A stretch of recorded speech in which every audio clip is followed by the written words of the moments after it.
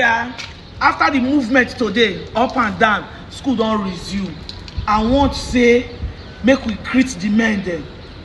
The man, if you dey buy salt for house or pepper, or you be odogu, don't they differentiate and all of na odogu.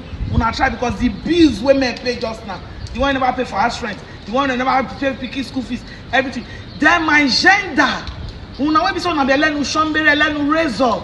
This is not the era for you to sharp match for your man. No. This is the era of petting. This is the era of ailing. Go learn the ailing. They mostly say they pack 2 motor from a compound, they fuel the 2 motor.